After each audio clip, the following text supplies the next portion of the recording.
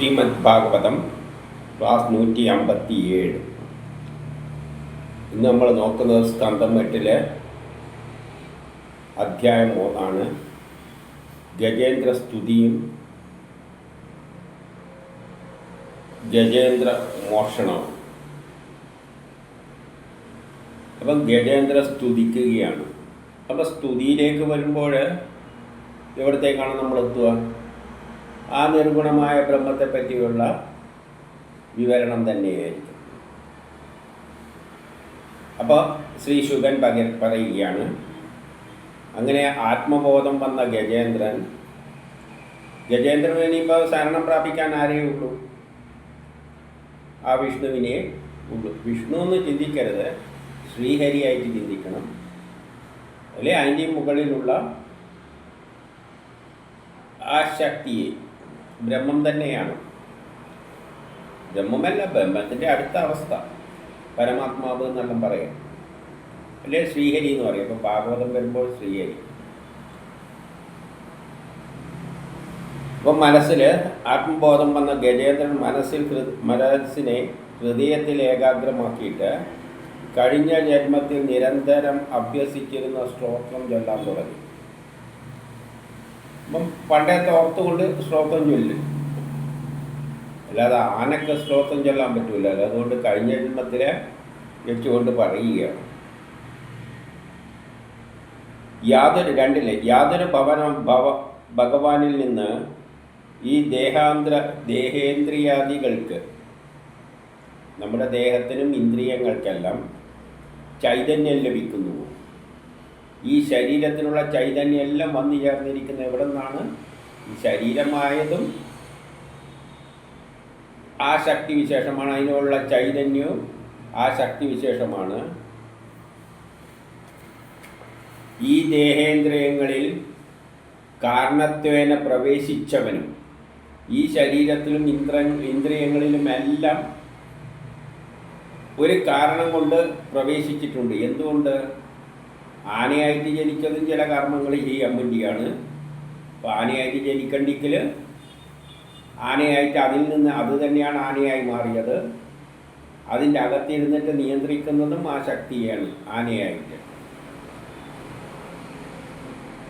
പുരുഷനും പ്രകൃതിയും, ഈ പ്രകൃതി കാണുന്ന ലോകം, അതിൻ്റെ പിന്നിലുള്ള ശക്തി വിശേഷം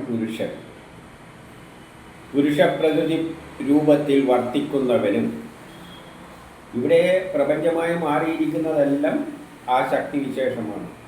സ്വതന്ത്രനും. എന്തുകൊണ്ടാണ് സ്വതന്ത്രൻ എന്ന് പറയുന്നത്? അതിതെല്ലാമായിട്ട് മാറിയിട്ട് ഇതിലുള്ള കർമ്മങ്ങളിലെല്ലാം പങ്കെടുക്കാൻ പ്രേരിപ്പിച്ചിട്ടുണ്ടെങ്കിലും ആ കർമ്മത്തിലുണ്ടാകുന്ന ദുഃഖങ്ങളും ഫലങ്ങളും സുഖവും ദുഃഖങ്ങളൊന്നും അതിനെ യേശുവില്ല, അതിലൊന്നും തലയിടുന്നില്ല. സർവ ഐശ്വര്യനിധിയുമായ, അപ്പം ആ വിഷ്ണുവിനെ നിർവചിക്കുന്ന ഇതാണ്. സർവ ഐശ്വര്യങ്ങളുടെ എല്ലാം അടിത്തറ ആ പ്രണവസ്വരൂപൻ. അതെന്ത് രൂപമാണ്? പ്രണവസ്വരൂപമാണ്, ഓംകാര രൂപമാണ്. ആദ്യം വന്ന ആ രൂപമാണ്. അതിനെ നമസ്കരിക്കുന്നു. സ്തുതിക്കുന്ന ഇതെല്ലാം ഓംകാര രൂപമാണ്, സർവ ഐശ്വര്യനാണ്. ഈ പ്രപഞ്ചം എല്ലായിട്ട് മാറിയത് അതാണ്. എല്ലാത്തിൻ്റെ അകത്തിരുന്നു കൊണ്ട് കർമ്മം ചെയ്യിപ്പിക്കുന്നത് അതാണ്. എല്ലാം തന്നെയാണ്. അങ്ങനെയുള്ള അങ്ങേക്ക് നമസ്കാരം. അപ്പോൾ ഈ മുതലായി വരുന്നതും അങ്ങ് തന്നെ. ഈ ഗജേന്ദ്രൻ്റെ കാലിൽ പിടിച്ചതും അത് തന്നെ. ഇനി 3 ഈ വിശ്വം യാതൊരുവനിൽ അധിഷ്ഠിതമായിരിക്കുന്നുവോ? ഈ വിശ്വം ഏതിലാണ് അടിസ്ഥാനമായിരിക്കുന്നത്? അതും ആ ബ്രഹ്മത്തിൽ തന്നെ, അല്ലെങ്കിൽ ആ ശ്രീഹരിയിൽ തന്നെ. ഈ വിശ്വം യാതൊരുവനിൽ നിന്നുള്ള കാരണത്താൽ ഉണ്ടായിരിക്കും. ഈ വിശ്വം എന്തിനു വേണ്ടിയാണോ ഉണ്ടായത്? ആരിൽ നിന്നാണ് ഉണ്ടായത്? ആ ശക്തിയിൽ നിന്ന് തന്നെ. എന്തിനു വേണ്ടിയാണ് ഉണ്ടായത്? അതതിനെ അറിയൂ. അതിനറിയാം എന്താണ്? ഒരു നല്ല ലോകം ഉണ്ടാക്കണം. കൃതയുഗം, ത്രേതായുഗം, ദ്വാപരയുഗം, കലിയുഗം എന്ന് പറഞ്ഞിട്ട് അവസാനം ഒരു സുന്ദരമായ പ്രോഗ്രസ്സിലൂടെ വികസിച്ച് നല്ലൊരു ലോകമായിട്ട് മാറണം. ഈ വിശ്വം ഏതൊരുവൻ തന്നെയാകുന്നു? ഈ വിശ്വം തന്നെ എന്താണ്? ആ ശക്തിയാണ്. യാതൊരുവൻ ഈ സൂക്ഷ്മ ശരീരത്തിന് അതീതനായിരിക്കുന്നുവോ? ഈ സ്ഥൂലവും സൂക്ഷ്മവുമായ എല്ലാമായി മാറിയത് അതാണ്. എന്നാൽ അതിൽ നിന്നെല്ലാം വേറിട്ട് നിൽക്കുന്നവനുമാണ്. അത് തന്നെയാണ് എല്ലാമായി മാറിയെങ്കിലും അതിൽ നിന്നെല്ലാം വേറിട്ട് നിൽക്കുന്നവയാണ്. ഏത് തരത്തിലാണെന്ന് വെച്ചാൽ നമ്മളെ ശരീരം മുഴുവൻ ശ്രീഹരിയാണെന്ന് വെച്ചോ, ആ ശരീരത്തിലൂടെ ഒരു ചെറിയ കുരുമാതിരിയുള്ള ഉണ്ടാകുകയാണെങ്കിൽ അതാണ് ഈ പ്രപഞ്ചം. അപ്പോൾ ഇതും പ്രപഞ്ചം തന്നെയാണ്. പക്ഷെ അതിനെ സംബന്ധിച്ചിടത്തോളം ഇതിൽ നടക്കുന്ന കാര്യങ്ങളിലൊന്നും ഒരു താല്പര്യവും ഇല്ല. അതങ്ങനെ നടന്നു പോയി. ഇപ്പം ഞാനെന്നത് ഈ ശരീരം എല്ലാം അടക്കമാണല്ലോ. എൻ്റെ രക്തത്തിലോ വയറ്റിലോ എന്തെല്ലോ കർമ്മങ്ങൾ നടക്കുന്നുണ്ട്. അത് ഞാൻ അറിയുന്നുണ്ടോ? ഇല്ല. ഞാനതിൽ പങ്കെടുക്കുന്നുണ്ടോ? ഇല്ല. അതേയുള്ളൊരവസ്ഥ. പ്രപഞ്ചം മുഴുവൻ വ്യാപിച്ചിരിക്കുന്നു. അതിൻ്റെ ഒരു സ്ഥലത്തുനിന്ന് കുറച്ചൊരു പ്രപഞ്ചമുണ്ടായിരിക്കുന്നു. സയൻസിൻ്റെ അടിസ്ഥാനത്തിൽ, ചില തത്വങ്ങളുടെ അടിസ്ഥാനത്തിൽ അതിങ്ങനെ കർമ്മങ്ങൾ അവിടെ എന്തെല്ലോ നടക്കുന്നുണ്ട്. പക്ഷെ അതിനെപ്പറ്റിയുള്ള ഒരു ചിന്തയും ഇല്ല. പിന്നെ അത് തന്നെയാണോ ഇത് എന്ന് ചോദിച്ചാൽ അത് തന്നെയാണ് ഇത്. ആ ശക്തിയെ ഞാൻ ശരണം പ്രാപിക്കുന്നു. അപ്പം ഞാൻ അതിനെ ശരണം പ്രാപിക്കുക എന്ന് പറഞ്ഞാൽ അതിനെ ശരണം പ്രാപിച്ചു കഴിഞ്ഞാൽ പിന്നെ നമുക്കെന്തില്ല, പ്രശ്നങ്ങളോ ആവശ്യമൊന്നുമില്ല. യാതൊരുവൻ തൻ്റെ മായാവൈഭവത്താൽ സൃഷ്ടിത്തിരി സംഹാരം നിയന്ത്രിച്ച് അതിൽപ്പെടാതെ സാക്ഷിയായി നിൽക്കുന്നുവോ, ആ സ്വയം പ്രകാശിക്കുന്ന സ്വയം പ്രകാശവാനായ സർവേശ്വരൻ എന്നെ രക്ഷിക്കട്ടെ. അത് ഈ മായയിലൂടെയാണ് ഈ പ്രപഞ്ചമായി മാറിയത്. അപ്പോൾ ഇത്ര നേരം പറഞ്ഞെന്താണ്? ഈ പ്രപഞ്ചമെല്ലാം ഞാനും ഈ പ്രപഞ്ചവും എല്ലാം ബ്രഹ്മമാണ്, അതിലൊന്നും ഇടപെടുന്നില്ല. പക്ഷെ അതേസമയം നമ്മളെന്താ ചിന്തിക്കുന്നത്? ഇതിലുള്ള ഓരോ സംഗതി എന്താ, ഞാൻ മറ്റേത് വേറെ എന്ന് ചിന്തിക്കുകയാണ്. ഇതാണ് മായയിൽ അകപ്പെടുന്നത്. നമുക്ക് സത്യം മനസ്സിലാകുന്നില്ല. അത് തന്നെയാണ് ഞാനായത്, അത് തന്നെയാണ് മറ്റേതായിട്ട് മാറുന്നത്. ഹിന്ദു ആയാലും മുസ്ലിം ആയാലും ക്രിസ്ത്യാനി ആയാലും എല്ലാം അത് തന്നെയാണ്. പക്ഷേ നമുക്കത് ഉൾക്കൊള്ളാൻ പറ്റുന്നില്ല. അതുകൊണ്ടാണ് നമ്മളെ മായയാൽ ഒരു കണ്ണ് മൂടിക്കെട്ടിയിട്ട്, ഇപ്പോൾ കറുത്ത കണ്ണട വെച്ച് കഴിഞ്ഞാൽ കാണുന്ന എല്ലാം മഞ്ഞയായി, മഞ്ഞ കണ്ണട വെച്ച് കഴിഞ്ഞാൽ കാണുന്ന എല്ലാം മഞ്ഞയായി തോന്നുന്ന മാതിരി ഈ മായ കണ്ണട വെക്കുമ്പോൾ കാണുന്നതല്ല അത് ഹിന്ദുവാണ്, ഇത് മുസ്ലിമാണ്, ഇത് ക്രിസ്ത്യാനി, ഇങ്ങനെയെല്ലാം തോന്നിപ്പോവുകയാണ്. ഈ ചിന്താഗതി ശരിയാക്കിയെടുക്കാനാണ് സനാതനധർമ്മമായ ഈ ഭാഗവതം ശ്രമിക്കുന്നത്. പക്ഷേ ഏറ്റവും വലിയ ആത്മവിശ്വാസിയായ നമ്മളും ഈ മായയിൽ അകപ്പെട്ടിട്ട് കറങ്ങുകയാണ്. ഒരു പിടിയും കിട്ടാതെ തമ്മിൽ തല്ലി നശിക്കുകയാണ്. എന്തുകൊണ്ട്? നമുക്കിത് നമ്മളെ ബുദ്ധി തെളിഞ്ഞു വരുന്നില്ല. നമ്മൾ എന്തെല്ലോ അജ്ഞാനത്തിൻ്റെ കണ്ണടകൾ വെച്ചുകൊണ്ടാണ് നടക്കുന്നത്. എന്നിട്ട് വിചാരിക്കും ഞാൻ വലിയ ആത്മീയവാദിയാണെന്ന്. വാദിക്കുന്നത് മുഴുവൻ ഈ ശ്രീഹരിക്ക് വേണ്ടിയാണ്. ചെയ്തു കൂട്ടുന്ന മുഴുവൻ അതിന് എതിരായിട്ടുള്ള കാര്യങ്ങളാണ് ചെയ്തു കൂട്ടുന്നത്. പക്ഷെ ആ ശക്തി എന്താ ചെയ്യുന്നത്? ഇതെല്ലാം ഉണ്ടാക്കി വെച്ചിട്ട് സാക്ഷി പോലെ ഇരുന്ന് നോക്കിക്കൊണ്ടിരിക്കുകയാണ്. അതിൽ ഇടപെടില്ല. അതിനറിയാം എൻ്റെ പേരിൽ പലതായി തിരിഞ്ഞിട്ട് ഇവിടെ നാട്ടിൽ തല്ല് നടക്കുന്നുണ്ട്. ജാതിയും മതവും എല്ലാം പറഞ്ഞുകൊണ്ട് ഞാൻ സൃഷ്ടിച്ച എൻ്റെ മക്കൾ പലതായി തിരിഞ്ഞുകൊണ്ട് അച്ഛൻ വേറെയാണെന്നും പറഞ്ഞുകൊണ്ട് തമ്മിൽ തല്ലുകയാണ്. എല്ലാം ഒരാ ശക്തിയാണ് ഉണ്ടാക്കിയത്. പക്ഷെ അതിനെ തിരിച്ചറിയാതെ എൻ്റെ അച്ഛൻ വേറെ, നിൻ്റെ അച്ഛൻ വേറെ എന്നെല്ലാം പറഞ്ഞുകൊണ്ട് തമ്മിൽ തല്ലുന്നത് പോലെ അജ്ഞാനികൾ അന്ധകാരത്തിൽ കിടന്നിട്ട് തമ്മിൽ തല്ലുകയാണ്. പക്ഷേ ഈ കക്ഷി ഇതെല്ലാം ഇങ്ങനെ നോക്കിയിരിക്കും. നിങ്ങൾ തല്ലുകയോ പിടിക്കുകയോ ചാകുക എന്താ ചെയ്യും എന്ന നിലയിൽ സാക്ഷിയായിട്ട് നിൽക്കുകയാണ്. സ്വയം പ്രകാശവാനാണ്. അതിനെ എല്ലാം അറിയാം. അതിനറിയാതെ ഒന്നുമില്ല. ഏതിനാലും ബുദ്ധി ജനിപ്പിക്കേണ്ടി പ്രകാശിപ്പിക്കേണ്ട അത് വിചാരിച്ചാൽ ചിലവരിൽ മാത്രം ബുദ്ധി തെളിയിക്കേടോ, നിങ്ങൾ കാട്ടിക്കൂട്ടുന്ന മണ്ടത്തരമാണ്, ശരിയായ വേദാർത്ഥം എന്താണെന്ന് വെച്ചാൽ ഇതാണെന്ന് ചിലർക്ക് പറഞ്ഞ് ബോധിപ്പിച്ചു കൊടുക്കും. അതിന് തോന്നിയാണെങ്കിൽ അതിന് പ്രകാശം ഇതിനെങ്കിലും ഉണ്ടാക്കണ്ടെങ്കിൽ അത് വിചാരിച്ചാൽ അവൻ്റെ ബൾബ് കത്തിക്കും. അപ്പം അവന് മാത്രം കാര്യം മനസ്സിലാവും. ബാക്കിയുള്ളവരെല്ലാം ഇങ്ങനെ മായയിലകപ്പെട്ട് വട്ടം തിരിയും. അങ്ങനെയുള്ള നിന്നെ ശരണം പ്രാപിക്കുകയാണ്.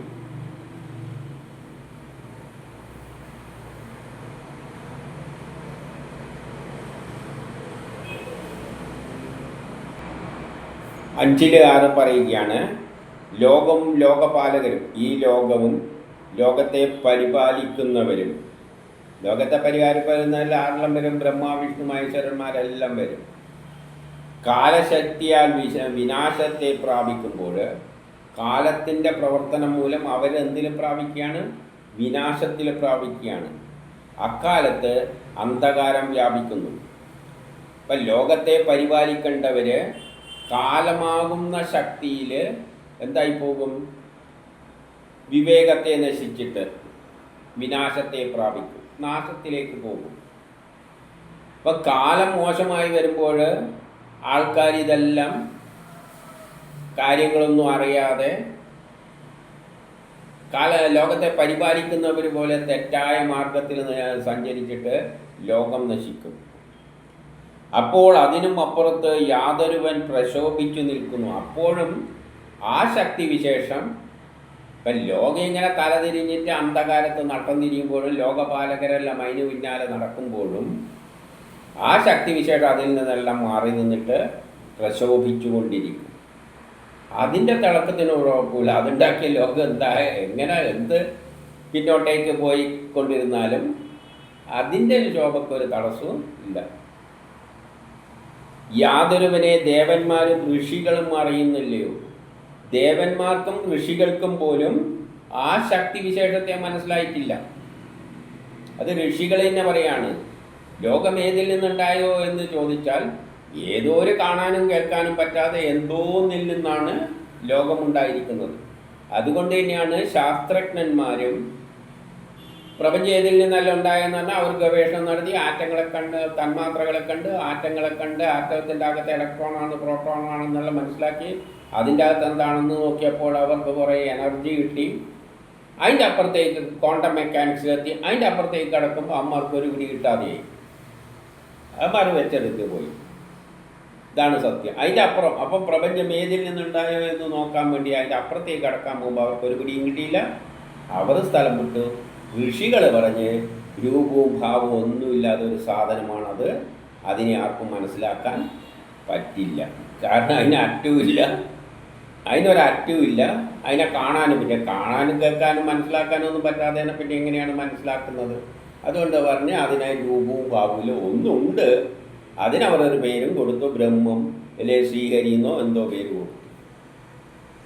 അത്രയേ ഉള്ളൂ. അതുകൊണ്ട് ഋഷികൾക്കും അതാണ് ഈശ്വരൻ.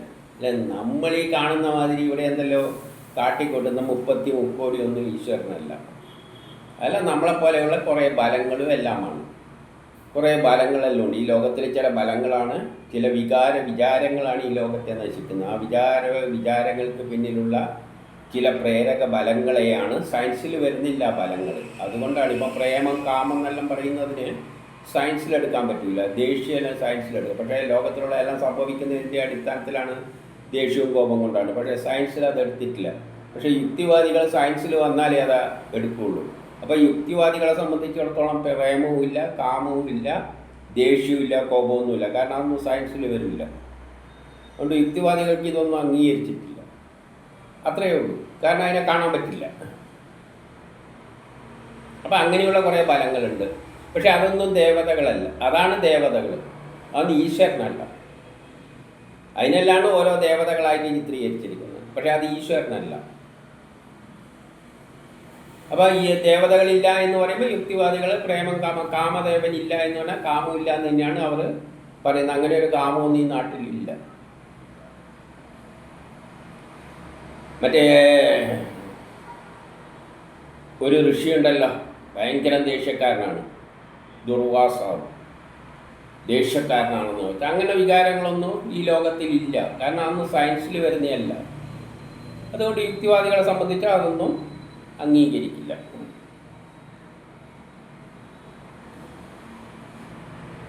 പിന്നെ ഏതൊരു പ്രാണിക്കാണ് അറിയുവാൻ അർഹത?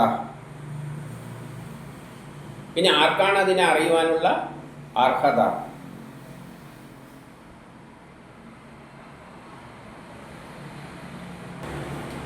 ആരും തന്നെ ഇല്ല. അതിനെ പൂർണ്ണമായിട്ട് അറിയാൻ പറ്റുന്ന ആരും തന്നെ ഇല്ല.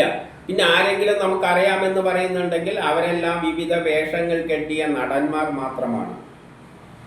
പിന്നെ ഈശ്വരനറിയാം, ഞാൻ ഈശ്വരനാണ് എന്നെല്ലാം ആരെങ്കിലും പറഞ്ഞു നടക്കുന്നുണ്ടെങ്കിൽ അതെല്ലാം വിവിധ വേഷങ്ങൾ കെട്ടിയ നടന്മാർ മാത്രം.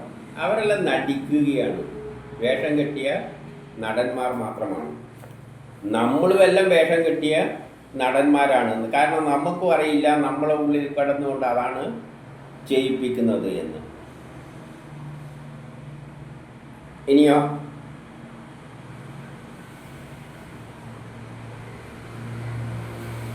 ആ അറിയുവാനാവാത്ത ചരിത്രത്തോടു കൂടിയിരിക്കുന്ന ഭഗവാൻ എന്നെ കാക്കട്ടെ. അങ്ങനെ ആർക്കും മനസ്സിലാകാൻ പറ്റാത്ത ഒരു ശക്തി വിശേഷമാണ് ഈശ്വരൻ.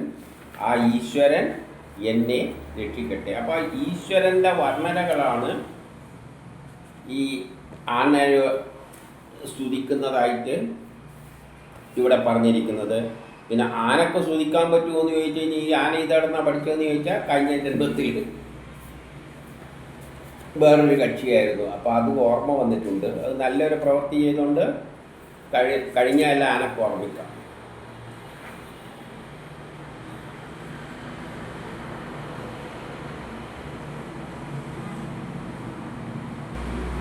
മിനിറ്റ് 7 പറയുകയാണ്, യാതൊരുവൻ്റെ മംഗളസ്വരൂപത്തെ സാക്ഷാത്കരിക്കാൻ ആഗ്രഹിക്കുന്ന മഹാത്മാക്കൾ വിഷയാസക്തിയെല്ലാം വിട്ടിട്ട്, അപ്പോൾ ആർക്കെങ്കിലും ആ മംഗളസ്വരൂപൻ്റെ സാക്ഷാത്കരിക്കാൻ ആഗ്രഹിക്കുന്നുവെങ്കിൽ, സാക്ഷാത്കരിക്കാൻ ആഗ്രഹിക്കുക എന്ന് പറയുമ്പോൾ അതിൽ പോയി ചേരുക.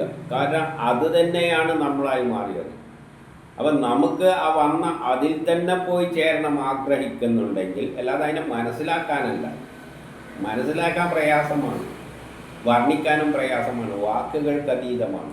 പക്ഷെ നമുക്കെന്ത് ചെയ്യാം, അതാണ് നമ്മളായി മാറിയിട്ടുണ്ടെങ്കിൽ നമുക്ക് ഈ മായ നീക്കിയിട്ട് അങ്ങോട്ട് പോയാൽ അതായിട്ട് ചേരാം. അപ്പം യാതൊരുവൻ്റെ മംഗളസ്വരൂപത്തെ സാക്ഷാത്കരിക്കാൻ ആഗ്രഹിക്കുന്ന മഹാത്മാക്കൾ എന്തു വേണം?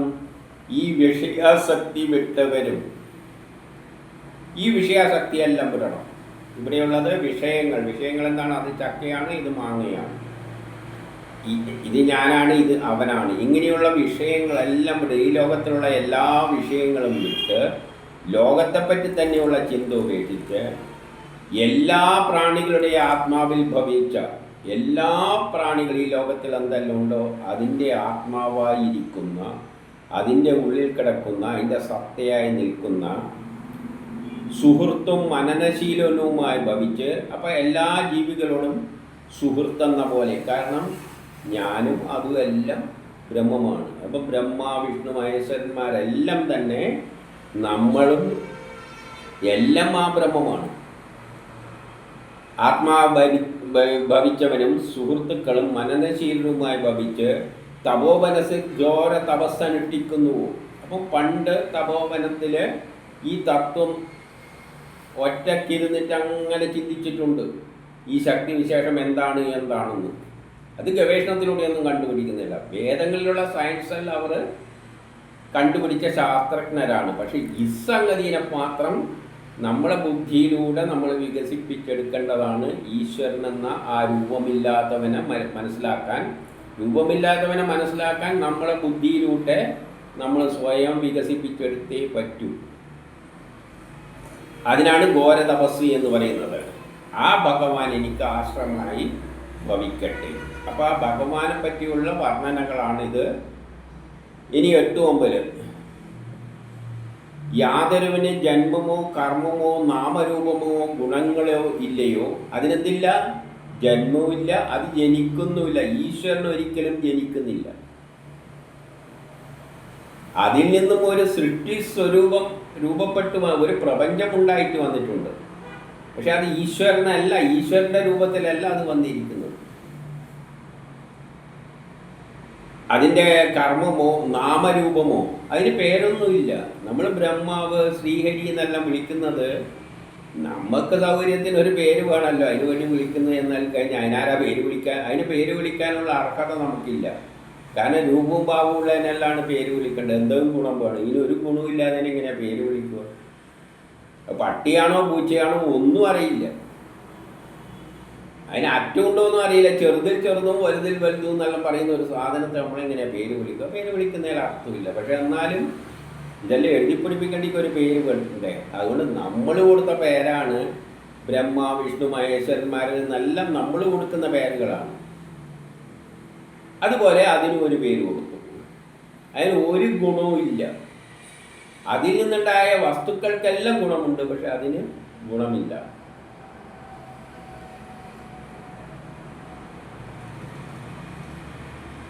യാതൊരുവൻ ലോകങ്ങളുടെ സൃഷ്ടി സ്ഥിതി സംഹാരങ്ങൾക്കായി ജന്മാദികളെ തൻ്റെ മായയാൽ കാലത്തിനനുസരിച്ച് സൃഷ്ടിക്കുന്നുവോ, എന്നിട്ട് എന്ത് ചെയ്യുന്നു? ഒരു കാലം ഉണ്ടാക്കി വെച്ചിട്ട്, കാലമാണ് പ്ലാനറ്ററി സിസ്റ്റം, ഗ്രഹങ്ങൾ ചുറ്റുന്നതനുസരിച്ചാണ് കാലം പോകുന്നത്. ആ കാലത്തിനനുസരിച്ച് എന്ത് ചെയ്യുന്നുണ്ട്? പല ജന്മാദികളെ സൃഷ്ടിച്ചിട്ടുണ്ട്, മായയിലൂടെ സൃഷ്ടിച്ചിട്ടുണ്ട്. അപ്പം അദ്ദേഹത്തിൽ നിന്നുണ്ടായിരിക്കുന്ന എല്ലാം ഈ പ്രപഞ്ചവും അത് ബ്രഹ്മാവ് വിഷ്ണു മഹേശ്വരന്മാരും എല്ലാം മായയിലകപ്പെട്ടിട്ടാണ് നിൽക്കുന്നത്. അവരും സൃഷ്ടി നടത്തുന്നത് എന്തുകൊണ്ടാണ്? കുറേ സൃഷ്ടിക്കണം, ആനനെ സൃഷ്ടിക്കണം, പൂച്ചേനെ സൃഷ്ടിക്കണം എന്നെല്ലാം ബ്രഹ്മാവ് ഇതൊന്നും ആലോചിച്ചിട്ട് ഉണ്ടാക്കിയാണ്. ഇതിനു വേണ്ടി. അപ്പം അദ്ദേഹം നമ്മൾ വീടുണ്ടാക്കുന്ന റോഡ് ഉണ്ടാക്കുന്ന മാതിരി തന്നെ അദ്ദേഹം അവിടെ ഇരുന്നിട്ട് പൂച്ചേനെയും കാക്കേനെയും എല്ലാം ഉണ്ടായിക്കൊണ്ടിരിക്കുകയാണ്. എല്ലാം സൃഷ്ടിച്ച അദ്ദേഹമാണ്. അപ്പം നമ്മൾ ചെയ്യുന്നത് തന്നെയാണ് ബ്രഹ്മാവ് ചെയ്യുന്നതും. നമ്മളതിനെയും വീടെല്ലാം തുടച്ച് വൃത്തിയാക്കി വെക്കുന്ന മാതിരി വിഷ്ണു എന്ത് ചെയ്യുന്നു? വീട് തുടച്ച് വൃത്തിയാക്കിയെല്ലാം വെക്കുന്നു. അപ്പം നമ്മൾ ചെയ്യുന്നതന്നെ നമ്മളെപ്പോലെ കുറച്ച് അധികം ചെയ്യുന്നുണ്ട്. അവർക്ക് രാത്രിയും പകലും ഇല്ലാതെ ജോലി ചെയ്യുകയാണ്. നമ്മൾ അങ്ങനെ കഷ്ടപ്പെടുത്തുന്നില്ല. നമ്മൾ കുറച്ച് ചെയ്താൽ മതി. അവരെല്ലാം കഷ്ടപ്പെടുകയാണ്, കട്ടയടിക്കുകയാണ് അവിടെ കിടന്നിട്ട്. മൂക്കിന് കയറിട്ടിട്ട് ബ്രഹ്മാവിൻ്റെയും വിഷ്ണുവിൻ്റെയും മഹേശ്വരൻ്റെയും മൂക്കിന് കയറിട്ട് പിടിച്ചിട്ട് നമ്മളെയും മൂക്കിന് കയറിട്ട് പിടിച്ചിരിക്കുകയാണ്. നമ്മളെ കുറച്ച് സമയം അയച്ചു വിടും, പോയി കിടന്നുറങ്ങുന്നു നമുക്ക്. പക്ഷെ അവർക്ക് ബ്രഹ്മ വിഷ്ണു മഹേശ്വരന്മാർക്കൊന്നും ഒരു രക്ഷയില്ല. ഇരുന്ന് സൃഷ്ടിക്കലാണ് പരിപാടി. ഈ ലോകത്തിലെ എല്ലാ നിമിഷവും എത്ര സൃഷ്ടികളാണ് നടക്കുന്നത്. അതിൻ്റെ എല്ലാം നേതൃത്വം എടുത്തുകൊണ്ട് നിൽക്കുകയാണ്. ഇന്ദ്രനാണെങ്കിൽ ഓടിപ്പിടിച്ച് ചെയ്യുകയാണ്. സ്വീകരിക്കുന്നുവോ ആ ഭഗവാന് നമസ്കാരം. അവൻ നിർവികാരനാണ്. ഇത്രയും പറഞ്ഞു തന്നിട്ടും രൂപമില്ല ഭാവമില്ല എന്നും പറഞ്ഞിട്ട് നമ്മൾ ഈശ്വരനും വിചാരിച്ചിട്ട് ഏതെല്ലോ ഈ ദേവതകളെയെല്ലാം ആരാധിച്ച് നടക്കുകയാണ്. കഥയിലുള്ള കഥാപാത്രങ്ങളെയും വിളിച്ചുകൊണ്ട് ആരാധിച്ച് നടക്കുകയാണ്. നിർവികാരൻ, നിരാകാരൻ, അറ്റമില്ലാത്തവൻ. അവനൊരു അറ്റവും ഇല്ല. അറ്റം ഉണ്ടെങ്കിലല്ലേ നമുക്ക് അതിൻ്റെ സാധനത്തിൻ്റെ ഇത് പുസ്തകമാണെന്ന് തോന്നുന്നത്. എന്തുകൊണ്ടാണ്? ഈ അറ്റമുണ്ട്. ശരിയാ, ഇത് പുസ്തകമാണ്, ഇങ്ങനെ ഷീറ്റ്. ഇതിന് അറ്റമില്ലാന്ന് വെച്ചാൽ എല്ലാ ഭാഗത്തും നീച്ചാൽ ഇതിനെ എങ്ങനെയാണ് നമ്മൾ എന്താണ് പറയുക? ഇതെന്താ സാധനം? ഇതിൻ്റെ അറ്റം കാണാതെ ഇതിൻ്റെ അറ്റം കണ്ടാലേ ഓരോ ഷീറ്റായിട്ട് ഇങ്ങനെ എടുത്ത് നോക്കാൻ പറ്റും. കടലാസിൻ്റെ ഈ കടലാസ് ഇങ്ങനെ ഭാഗമൊന്നും അറ്റമില്ലാതെ കിടന്നു കഴിഞ്ഞാൽ അതിനെന്ത് പേരാ വിളിക്കുക? അപ്പോൾ അതിന് അറ്റമില്ലാത്തവനും മായാബലമുള്ളവനും അത്ഭുത കർമ്മങ്ങളോട് കൂടിയവനുമായ പരമേശ്വരന് നമസ്കാരം. അത് ചെയ്യുന്ന കർമ്മങ്ങളൊന്നും നമുക്ക് ചിന്തിക്കാൻ പോലും പറ്റില്ല. അങ്ങനെയുള്ള ശക്തി വിശേഷത്തിന് നമസ്കാരം. 10 തന്നെത്താൻ പ്രകാശിക്കുന്നവൻ അതിന് സ്വയം പ്രകാശിക്കും. സാക്ഷിയാണ്. എല്ലാം ഈ ലോകത്തിൽ നടക്കുന്ന എല്ലാം അത് കണ്ടുകൊണ്ടിരിക്കുകയാണ്. ഒരു ഉറുമ്പിൻ്റെ അടക്കം കർമ്മത്തെ, അതിന് നല്ലോണം ബാക്ടീരിയയുടെ കർമ്മത്തെ പോലും അദ്ദേഹത്തിന്, ആ ശക്തിക്ക് കണ്ടുകൊണ്ടിരിക്കുകയാണ്. മറ്റുള്ളവരെ പ്രകാശിപ്പിക്കുന്നു. നമുക്കെല്ലാം എന്തെങ്കിലും കർമ്മങ്ങൾ ചെയ്ത് പ്രകാശിക്കുന്നുണ്ടെങ്കിൽ, നമ്മൾ കവിതകൾ എഴുതുന്നുണ്ടെങ്കിൽ, പാട്ട് പാടുന്നുണ്ടെങ്കിൽ, അതെല്ലാം ആ ശക്തിവിശേഷമാണ്. എല്ലാ ജീവാത്മാക്കളെയും നിയന്ത്രിക്കുന്നു. ഇവിടെയുള്ള എല്ലാ ജീവികളെയും നീ അങ്ങോട്ട് പോയി അത് ചെയ്യ് ഇത് ചെയ്യുന്നു പറഞ്ഞ് മനസ്സിലൂടെ മായയിലൂടെ പ്രേരിപ്പിച്ചുകൊണ്ടിരിക്കുകയാണ്. ബ്രഹ്മാവോട് പറയും ആ സമയം അത് ഉണ്ടാക്കി ഇതുണ്ടാക്കുക, വിഷ്ണുവോട് പറയും നീ പോയിട്ട് അത് സംരക്ഷിക്കുക, ഇത് ചെയ്യും. എല്ലാത്തിൻ്റെ ആത്മാവിൽ ഇരുന്നുകൊണ്ട്. എന്തുകൊണ്ടാണ് ഞാൻ ഇതെല്ലാം പറയുന്നതെന്ന് വെച്ചാൽ, ഇവരൊന്നും ദേവതകൾ എന്ന് പറയുന്നതൊന്നും ഈശ്വരനായിട്ട് ചിന്തിച്ചു പോലും ഈശ്വരനേകനായ ഒരൊറ്റൊന്നും അതാർക്കും തിരിച്ചറിഞ്ഞിട്ടില്ല. ആയ ആ സർവേശ്വരന് നമസ്കാരം. 11 വിവേകികളായവർക്ക്, കുറച്ചെങ്കിലും വിവേകമുള്ളവർക്ക് സന്യാസ യോഗത്തിലൂടെ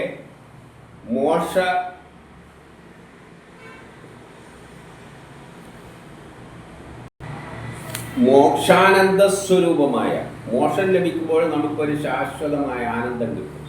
എല്ലാ തരത്തോളം കഷ്ടവും ദുരിതവും പാരവപ്പിൻ്റെ ചിന്താഗതികളും എല്ലാം മനസ്സിലുണ്ടാകും. പക്ഷേ ബ്രഹ്മത്തിൽ പോലേക്കും പിന്നെ ഒരു വിചാരങ്ങളുണ്ടാകുമ്പോൾ നല്ല ഒരു മോക്ഷാനന്ദം. അതിനാണ് മോക്ഷാനന്ദ സ്വരൂപമായ മോക്ഷത്തിന് അങ്ങനെ മോക്ഷം നൽകുവാനുള്ള അധികാരി. ആർക്കെങ്കിലും മോക്ഷത്തിന്, അതായത് സന്യാസത്തിലൂടെ പോയി അവൻ പോയി ബ്രഹ്മസാക്ഷാത്കാരം നേടിക്കോട്ടെ എന്ന് നിശ്ചയിക്കാനുള്ള അധികാരിയുമായ മഹാപ്രഭുവിന് നമസ്കാരം. ഇനി 12 ശാന്തരൂപം. അത് ശാന്തരൂപമാണ്, ചിലപ്പോൾ ഉഗ്രരൂപമായിരിക്കും. അപ്പോൾ ഉഗ്രരൂപമാവും ശാന്തരൂപം. അത് ശാന്തമാണോ എന്ന് ചോദിച്ചാൽ ശാന്തമാണ്, ഉഗ്രമാണോ എന്ന് ചോദിച്ചാൽ തിരോഹിത രൂപം. അത് ചിലപ്പോൾ ഇത് പ്രപഞ്ചമെല്ലാമായിട്ട് മാറും. ചിലപ്പോൾ ഈ പ്രപഞ്ചത്തെ എല്ലാം പൊളിച്ചു കെട്ടിയിട്ട് ഇല്ലാതെയാക്കും. അപ്പം പിന്നെ അതിനെ കാണാൻ പറ്റില്ല. പിന്നെ അപ്പോൾ അത് ചിലപ്പം കേരി വരും. അതുമാതിരി അതിന് രൂപമൊന്നും പറയാൻ പറ്റില്ല. സത്വാദി ഗുണങ്ങളെ അനുകരിക്കുന്ന, സത്വാദി ഗുണങ്ങളെല്ലാം അതിൽ നിന്നാണ് വന്നിരിക്കുന്നത്. അതായിട്ട് അനുകരിക്കുന്നുണ്ട്, പക്ഷേ അതുമായിട്ട് അതിനൊരു ബന്ധവും ഇല്ല. ഭൂതരഹിതമായ, അതിന് ഒരു വസ്തുവിൻ്റെ പഞ്ചഭൂതങ്ങളുമായിട്ട് ഒരു ബന്ധം, അതിൻ്റെ രൂപങ്ങളുമായിട്ട് അതിനൊരു ബന്ധവുമില്ല. സമത്വാധിഷ്ഠിതമായി എല്ലാത്തിനും അതിനെ സംബന്ധിച്ചിടത്തോളം സമമാണ്. അതുണ്ടാക്കിയ ഈ പ്രപഞ്ചത്തിൽ എന്തെല്ലാം ഉണ്ടാകുന്നു, പട്ടിയായാലും പൂച്ചയായാലും ബ്രാഹ്മണനായ ക്ഷത്രിയനായാലും ഹിന്ദുവായാലും മുസ്ലിം ആയാലും അതിനെല്ലാം സമാനമാണ്. അവ തമ്മിലൊരു വ്യത്യാസമില്ല. ചൈതന്യസ്വരൂപനായ അതിന് നമസ്കാരം. ഇനി 13 ക്ഷേത്രം എന്ന ശരീരത്തിൻ്റെ അറിവിന് ആധാരമായ ക്ഷേത്രമെന്ന ഈ ശരീരത്തിനാണ് ക്ഷേത്രം എന്ന് പറയുന്നത്. അല്ലാതെ മറ്റേ ക്ഷേത്രമൊന്നുമല്ല, ഈ ശരീരത്തിനാണ് ക്ഷേത്രം. ക്ഷേത്രത്തിലാണ് ആ ശക്തി ഇരിക്കുന്നത്. അതിന് ഒരു കവിഭാവനയിൽ സങ്കല്പിച്ചിട്ടുണ്ടാക്കിയതാണ് ക്ഷേത്രങ്ങൾ. യഥാർത്ഥത്തിൽ ആ ക്ഷേത്രം എന്ന് പറഞ്ഞാൽ നമ്മുടെ ശരീരം തന്നെയാണ്, അവിടെ പോകേണ്ട ആവശ്യമൊന്നുമില്ല. ഇപ്പം നമ്മളൊരു ഫോട്ടോ എടുത്ത് ചുമരുമ്പോൾ തൂക്കുമ്പോൾ നമ്മൾ ഞാനാണ് അതൊന്നും വെച്ചുകൊണ്ട് നിൽക്കുമോ? അതവിടെ കിടക്കും. നമ്മൾ നമ്മളെ ഭാഗത്താണ്. അല്ലാതെ ആ ഷർട്ടിന് പോയിട്ട് പിന്നെ ദിവസവും പൗഡർ ഇട്ട് കൊടുത്ത് സെൻ്റ് അടിച്ചു കൊടുക്കുമോ ആ ഫോട്ടോന്? നമ്മളൊരു ഫോട്ടോ എടുത്തിട്ട് അടിയിടുന്നു, ശരി, നമ്മൾ തന്നെയാണത്. അതുകൊണ്ട് അതിന് നമ്മൾ പൗഡർ നമ്മളെ ശരീരത്തിനല്ലേ ഇടും, അതിൻ്റെ അടുത്തേക്കൊന്നും പോകില്ല. അല്ല, അതുമാതിരി ക്ഷേത്രം ഈ ശരീരമാണ്, ഇതിൻ്റെ അകത്തുള്ളതാണ് ഈശ്വരൻ. അതിന് നമ്മൾ പരിപാലിക്കേണ്ട ഈ ശരീരത്തെയാണ്. അല്ലാതെ അതിനെപ്പോലെ ഒരു ബിംബം ഉണ്ടാക്കിയിട്ട് അത് ഈശ്വരനാണ്, അതിൻ്റെ ഹൃദയം അതാണെന്ന് പറയുന്നതിൽ ഒരർത്ഥമില്ല. അതാണ് നമ്മളിപ്പം ചെയ്തുകൊണ്ടിരിക്കുന്നത്. ക്ഷേത്രം എന്ന് പറയുന്നത് നമ്മളാണ്. അതിൻ്റെ ഒരു മാതൃകയിൽ കവികൾ ഉണ്ടാക്കി വെച്ചിട്ടുണ്ട്. പക്ഷെ അതിന് പോയിട്ട് ഒന്നും ചെയ്തിട്ട് ഒരു കാര്യമില്ല. ചെയ്യേണ്ടത് നമ്മളെ ശരീരമാണ് ശുദ്ധമാക്കി എടുക്കേണ്ടത്. എന്തൊക്കെ നേടേണ്ടെങ്കിൽ നമ്മളെ ശരീരത്തിലെ അവയവങ്ങളും ബുദ്ധി ഉപയോഗിച്ചിട്ട് തന്നെയാണ് നേടേണ്ടത്. അല്ലാതെ അവിടെ പോയി കഴിഞ്ഞാൽ അതിനെന്ത് കിട്ടാം? ക്ഷേത്രം എന്ന ശരീരത്തിൻ്റെ അറിവിന് ആധാരമായ ആത്മചൈതന്യമായ സർവനിയന്താവായ, സർവത്തിനെ നിയന്ത്രിക്കുന്ന, സർവസാക്ഷിയായ പറഞ്ഞെന്നെ പറയുകയാണ് ഇരിക്കുന്ന നിന്തിരുവടിക്ക് നമസ്കാരം. ജീവാത്മാക്കൾക്ക് കാരണഭൂതനായ, നമ്മളെല്ലാം ജീവാത്മാക്കളുടെ കാരണഭൂതം, മൂലപ്രകൃതിക്ക് കാരണമായ പരമപുരുഷന് നമസ്കാരം. പരമപുരുഷനിൽ നിന്നാണ് പ്രകൃതി ഉണ്ടായിരിക്കുന്നത്. ഈ പ്രകൃതി എല്ലാം ഉണ്ടാകുന്നതിന് പിന്നിലുള്ള അങ്ങനെ ഒരു ശക്തിയുണ്ട് എന്ന് നമ്മൾ, കാരണം അത് തന്നെയാണ് ഇതായി മാറിയത്, അത് അന്യമല്ല.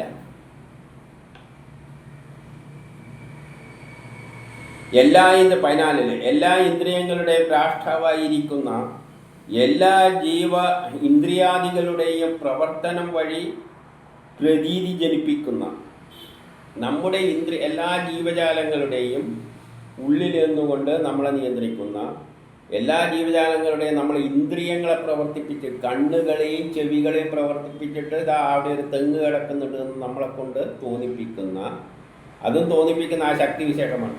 കണ്ണുണ്ടത് കൊണ്ടായില്ല, കണ്ണിലൂടെ വെളിച്ചം വന്നത് കൊണ്ടായില്ല, അകത്ത് വെച്ചിട്ടുള്ള ചില ഇന്ദ്രിയ കോശങ്ങളുടെ പ്രവർത്തനത്തിൻ്റെ പിന്നിൽ പ്രവർത്തിക്കുന്ന പ്രേരക ശക്തിയാണ് ഇതിനെ തിരിച്ചറിയാൻ നമ്മളെ സഹായിക്കുന്നത്. അപ്പം അവനെയെല്ലാം നിയന്ത്രിക്കുന്ന ഒരു പ്രേരക ശക്തിയുണ്ട്. ഒരു ഇലക്ട്രോണിക്സിൽ റേഡിയോ പ്രവർത്തിക്കേണ്ട അതിനകത്തൊരു സിഗ്നൽ സിസ്റ്റമുണ്ട്. അതേമാതിരി നമ്മളെ നാഡികളിലൂടെ ചില സിഗ്നൽ സിസ്റ്റംസ് എല്ലാം വർക്ക് ചെയ്യുന്നുണ്ട്. അതിൻ്റെ പിന്നിലെല്ലാം പ്രേരിപ്പിക്കുന്ന ശക്തി വിശേഷമാണ് ജീവൻ. ആ ജീവനില്ലാകുമ്പോൾ ഇതെല്ലാം നിന്നുപോകും. അതാണ് ഈ ജീവാത്മാവായിട്ട് അറിയുന്നത്. അതിൻ്റെ പിന്നിൽ പ്രവർത്തിക്കുന്ന ശക്തി വിശേഷമാണ് പരമാത്മാവ്. അപ്പോൾ ഇന്ദ്രിയാദികളുടെ എല്ലാ പ്രവർത്തനത്തെ വഴി ഒരു പ്രതീതി ഉണ്ടാക്കുന്ന കൊള്ളാം, ആ പൂവ് കൊള്ളാം, ഇത് കൊള്ളാം, ഇതെൻ്റെ ശത്രുവാണ്, മറ്റേ മിത്രമാണ്, ഇങ്ങനെയെല്ലാം ഒരു പ്രതീതി അതാണ് ഉണ്ടാക്കുന്നത്. എന്നിട്ട് അതിനെ കൊണ്ട് കർമ്മം ചെയ്യിക്കുകയാണ്. അത് നിൻ്റെ ശത്രുവാണ്, പോയി ഒരു അടി കൊടുക്കുമെന്ന് പറയുമ്പോൾ നമ്മൾ പോയി ഒരു അടി കൊടുക്കും. ഇതെല്ലാം കണ്ണിലൂട്ടിയും നമ്മൾ ഇന്ദ്രിയങ്ങളുടെയും നാഡികളിലൂട്ടിയും എല്ലാം പ്രവർത്തിക്കുന്ന ഒരു ശക്തി വിശേഷം ജീവാത്മാവ്. ആ ജീവാത്മാവിൻ്റെ പിന്നിലൊരു ശക്തി വിശേഷമുണ്ട്, പ്രപഞ്ചത്തെ മുഴുവൻ നശിപ്പിക്കുന്ന, അതാണ് പരമാത്മാവ്. മിഥ്യാപ്രപഞ്ചത്തിൽ പിന്നിൽ പ്രവർത്തിക്കുന്ന ഇതൊരു മിഥ്യാപ്രപഞ്ചമാണ്. ഇങ്ങനെ ഒരു മായ കൊണ്ട് കാട്ടിക്കൂട്ടുന്ന പരിപാടിയാണ്. അതിൻ്റെ പിന്നിൽ പ്രവർത്തിക്കുന്ന ശക്തി വിശേഷം സ്വയം എങ്ങും പ്രകാശിക്കുന്ന നിന്തിരുവടിക്ക് നമസ്കാരം. എപ്പോൾ അതാണ് ഇങ്ങനെ സ്വയമായിട്ട് എല്ലാറ്റിലും പ്രകാശിച്ചുകൊണ്ടിരിക്കുന്നത്. 15 എല്ലാറ്റിനും മൂലകാരണമായ സ്വയം കാരണമില്ലാത്ത, അത് ഉണ്ടാകുന്നതിന് ഒരു കാരണവുമില്ല. അതെന്തിനാണ് അത് ചെയ്യുന്നതെന്ന് ചോദിച്ചു കഴിഞ്ഞാൽ അതിന് ഒരു ഉത്തരവൊന്നുമില്ല. അതെന്തിനാണ് ഇതെല്ലാം കാട്ടിക്കൂട്ടുന്നതെന്ന് ചോദിച്ചു കഴിഞ്ഞാൽ ഒരു ഉത്തരവില്ല. അതിൻ്റെ കാര്യത്തിൽ ഒരു കാരണവുമില്ല, അത് സ്വതന്ത്രമാണ്. വികാരാദികളില്ലാത്ത, അതിന് വികാരങ്ങളൊന്നുമില്ല, വികാരവും വിചാരവും ഒന്നും തന്നെ ഇല്ല അതിന്. എന്നാൽ എല്ലാറ്റിലും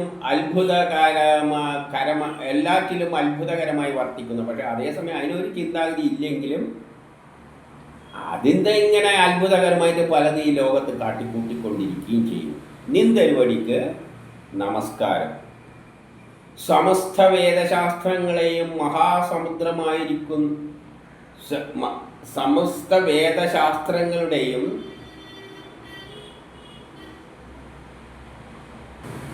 മഹാസമുദ്രമായിരിക്കുന്നവനും, സമസ്ത വേദശാസ്ത്രങ്ങൾ, അതായത് വേദങ്ങൾ എന്ന് പറഞ്ഞാൽ സയൻസാണ്, ചരിത്രം എല്ലാം കൂടിയതാണ്, കലകളെല്ലാം കൂടിയാണ്. അത് ഒരു മഹാസമുദ്രമാണ്. നമ്മൾ പറയുന്നില്ലേ സംഗീതം ഒരു സാഗരമാണെന്ന് പറയുന്നില്ലേ. അപ്പോൾ ആ സംഗീതവും ഈ വേദശാസ്ത്രങ്ങൾ ഒരു അല്പമാണ്. എന്നാൽ ഈ ശാസ്ത്രങ്ങളെല്ലാം കൂടിയിട്ട് അതിനകത്ത് സംഗീതം എല്ലാം കൂടി ചേർന്ന് കഴിഞ്ഞാൽ അതെന്തായിരിക്കും? ഒരു മഹാസമുദ്രമാണ്. ഈ പ്രപഞ്ചത്തിലുള്ള ജ്ഞാനങ്ങളും അറിവുകളും അതിൽപ്പെടുന്ന തന്നെയാണ് സംഗീതവും കലകളും എല്ലാം. അപ്പം സംഗീതം മാത്രം തന്നെ നമ്മൾ പറയും അതൊരു മഹാസാഗരമാണ്. അപ്പോൾ ഈ പ്രപഞ്ചത്തിൻ്റെ പിന്നിലുള്ള എല്ലാ അറിവുകളും ഒരു മഹാസമുദ്രമായിരിക്കുന്ന, അതേസമയം അതിൽ നിന്നെല്ലാം മുക്തനാക്കിയിട്ട് മോക്ഷസ്വരൂപനായിരിക്കുന്ന, എല്ലാവർക്കും മോക്ഷം നൽകാൻ പ്രാപ്തനായിരിക്കുന്ന, മോക്ഷപ്രതീതി പ്രാപ്തിക്കുവാൻ വേണ്ടി ശ്രമിക്കുന്നവർക്ക് ആശ്രയമായിരിക്കുന്ന, മോക്ഷം പ്രതീക്ഷിക്കാൻ വേണ്ടിയിട്ട് വല്ലവരും ആശ്രയിക്കുന്നതും അദ്ദേഹത്തെ തന്നെയാണ്. ആ നിന്തിരുവടിക്ക് നമസ്കാരം. ഇനി 16 സത്വാദി ഗുണങ്ങളാകുന്ന അരണിയിൽ സത്വ രജോ തമോ ഗുണങ്ങളാകുന്ന അരണിയിൽ മറക്കപ്പെട്ട ചിസ് സ്വരൂപമായ അഗ്നിയിൽ കൂടിയവന് നമസ്കാരം. അരണിയിൽ അഗ്നി പോലെ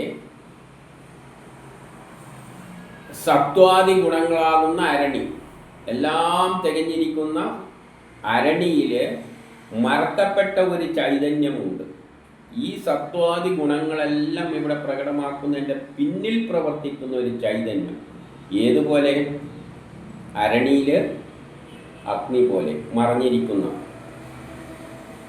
അവയുടെ വിക്ഷോഭത്താൽ സൃഷ്ടിക്ക് കാരണമായവൻ.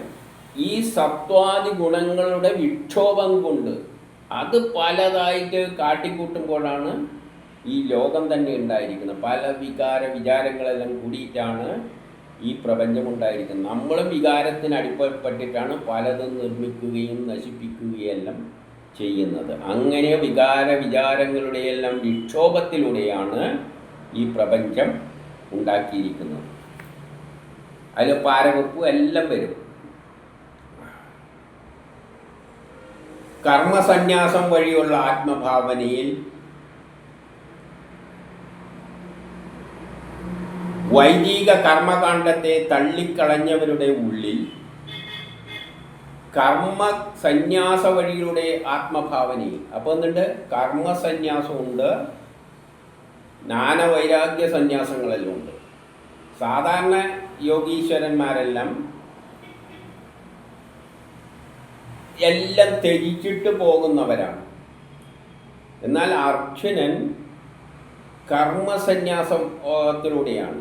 അവൻ എല്ലാം ഈശ്വരന് വേണ്ടി ചെയ്തു കൊടുത്തിട്ട് നമുക്ക് ബ്രഹ്മസാക്ഷാത്കാരം നേടാം. എല്ലാം ഈ പ്രപഞ്ചത്തെ മുഴുവൻ തെളിച്ചിട്ട് അപ്പം നമുക്കെല്ലാം ഏതാണ് പറ്റിയത്? എല്ലാ കർമ്മങ്ങളും ആ ശക്തിയാണ് ചെയ്യിപ്പിക്കുന്നത്, അതിനുവേണ്ടി എന്ന ചിന്തയിലൂടെ പോകുന്നവർക്കും അല്ല ഈ കർമ്മമൊന്നും വേണ്ട, ഇതെല്ലാം കളഞ്ഞിട്ട് ഇതെല്ലാം മിഥ്യയാണ് എന്ന് വെച്ചുകൊണ്ട് പോകുന്നവർക്കും. അപ്പം ഭൗതികവാദികൾക്ക് പറ്റിയത് കർമ്മസന്യാസമാണ്. നമ്മൾ ചെയ്യേണ്ട ജോലി എല്ലാം അതിനു വേണ്ടിയാണെന്ന് ചെയ്തിട്ട് അങ്ങ് ചെയ്തു കൊടുത്തേക്കും. ഒരു നാടകത്തിൽ നമ്മൾ അഭിനയിക്കുന്നത് പോലെ, നാടകത്തിൽ നമുക്ക് സ്വാതന്ത്ര്യമൊന്നുമില്ല, ആ എഴുതി വച്ചിരിക്കുന്ന മാതിരി അഭിനയിക്കാനേ പറ്റും. അതുപോലെ നമ്മൾ സൃഷ്ടിക്കുമ്പോൾ ഒരു കർമ്മം ചെയ്യാനാണ് ജനിച്ചിരിക്കുന്നത് എന്ന ചിന്തയോടുകൂടി അതങ്ങ് ചെയ്തു കൊടുത്തേക്കും. അങ്ങനെ കർമ്മം ചെയ്യിപ്പിക്കുന്നതിൻ്റെ പിന്നിലും എല്ലാം ആരാണുള്ളത്? നമ്മൾ എല്ലാം ആ ശക്തിക്കായിട്ട് ചെയ്യിപ്പിക്കുമ്പോഴും ഉള്ളിൽ ആത്മസ്വരൂപമായി പ്രകാശിക്കുന്നവന് നമസ്കാരം. അതും അവൻ തന്നെയാണ് ചെയ്യിപ്പിക്കുന്നത്. നമ്മളെക്കൊണ്ട് അടിമപ്പെട്ടിട്ട് ഞാൻ എൻ്റേത് എന്ന ചിന്ത വെച്ച് ചെയ്യിപ്പിക്കുന്നതും അവനാണ്. ഇനി ഞാൻ എൻ്റേത് എന്ന ചിന്തയെല്ലാം കളഞ്ഞിട്ട് എല്ലാം ആ ഈശ്വരനാണ്, ആ ഈശ്വരന് വേണ്ടി എന്ന് ചെയ്യിപ്പിക്കുന്നതിൻ്റെ പിന്നിലും ഈ ആത്മചൈതന്യം തന്നെയാണ്. അവന് നമസ്കാരം. 17 എന്നെപ്പോലെ ശരണാഗതരായ അജ്ഞരെ അവിദ്യാപാശത്തിൽ നിന്നും മോചിപ്പിക്കുന്നവരും. ആന പറയാണ് ഞാൻ ഒരു അജ്ഞാന ജീവിയാണ്, കാരണം മനുഷ്യൻ പോലുമല്ല. അപ്പം എന്നെപ്പോലെ ശരണാഗതരായ അജ്ഞരെ, ഞാൻ വെറും അജ്ഞനാണ്, ഞാൻ ABCD ഒന്നും പഠിച്ചിട്ടില്ല. അവിദ്യാപാശത്തിൽ നിന്നും മോചിപ്പിക്കുന്നവനും അവനെ മോചിപ്പിക്കാൻ ആര് വിചാരിച്ചാലേ പറ്റൂ? ആ ശക്തി വിചാരിച്ചാലേ പറ്റൂ. സ്വയം മുക്തനും, അതെല്ലാത്തിൽ നിന്നും മോക്ഷം നേടിയ ശക്തി വിശയാണ്. അളവറ്റ കാരുണ്യത്തോടു കൂടിയവനും, അതിൻ്റെ കാരുണ്യത്തിനൊന്നും ഒരു കണക്കില്ല, ആ ശക്തിയുടെ കാരുണ്യത്തിന്. കാരണം ഈ പ്രപഞ്ചം തന്നെ ഇത്രയും പാടുപെട്ടുണ്ടാക്കി തന്നത് അദ്ദേഹത്തിന് പാടൊന്നുമില്ല, ഈ ബ്രഹ്മ വിഷ്ണു മഹേശ്വരന്മാരെ കൊണ്ട് പാടുപടിപ്പിച്ചിട്ട് ഉണ്ടാക്കിപ്പിച്ച് തന്നതിന് അദ്ദേഹത്തിന് അത് നിസ്സാരം. എന്തുകൊണ്ടാണ്? കാരുണ്യം കൊണ്ടാണ്. ഓട്ട അവർ പോയിട്ട് സ്വിച്ചോട്ട് റോട്ടുമ്മലോട്ട കാറിലോട്ട് തോടിക്കോട്ട്, പക്ഷേ അത് തന്നെയാണ് കാറുണ്ടാക്കി തരുന്നതും നമ്മളെ കൊണ്ട് ജയിപ്പിക്കുന്നതും. അപ്പോൾ അളവറ്റ കാരുണ്യത്തോടു കൂടിയവനും അലസലില്ലാത്തവനും, അവന് ആലസ്യമൊന്നുമില്ല, ആലസ്യമില്ലാത്തവനും, അവന് ആലസ്യങ്ങളൊന്നും ഇല്ല, അലസതയും ഇല്ല, അവനൊന്നുമില്ല. തന്റെ അംശം കൊണ്ട് സമസ്ത ശരീരങ്ങളുടെയും ഹൃദയത്തിൻ്റെ പ്രകാശമേകുന്ന ചൈതന്യ സ്വരൂപനായി വർത്തിക്കുന്നവനും തൻ്റെ അംശം കൊണ്ട്, അതായത് ബ്രഹ്മപ്രപഞ്ചം മുഴുവൻ വ്യാപിച്ച് കിടക്കുന്ന അതിന് ഒരു അംശം കൊണ്ടാണ് ഈ പ്രപഞ്ചമെല്ലാം ഉണ്ടാക്കിയിരിക്കുന്നത്. അപ്പം നമ്മളല്ലേ അതിൻ്റെ അംശത്തിൻ്റെ എത്രയോ കോടിയിലൊരംശമാണ്. എന്നിട്ട് നമ്മുടെ എല്ലാം ഉള്ളിൽ ചൈതന്യമായിട്ട് പ്രകാശിക്കുകയും ചെയ്യുന്നുണ്ട്. അങ്ങനെയുള്ള നിൻ തിരുവടിക്ക് നമസ്കാരം. അപ്പം ഇതിലെല്ലാം ബ്രഹ്മത്തെ നമ്മൾ അങ്ങനെ ഒരു ശക്തിവിശേഷത്തെയാണ് പരിചയപ്പെടുത്തി തരുന്നത്. അത് ആനേനെ കൊണ്ട് ആനേൻ്റെ ഒരു കഥയിൽ വെച്ച് പറഞ്ഞു തരികയാണ്. ആന എന്താണെന്ന് നമ്മൾ കഴിഞ്ഞതിൽ കണ്ടു കഴിഞ്ഞു. ഇനി 18. ശരീരം, എൻ്റെ ഈ ശരീരം, പുത്രൻ, മിത്രങ്ങൾ, ഗൃഹം, ധനം, സ്വജനങ്ങൾ എന്നിവയിൽ ആസക്തിയുള്ളവർക്ക് ദുർപ്രാപ്യനായവൻ.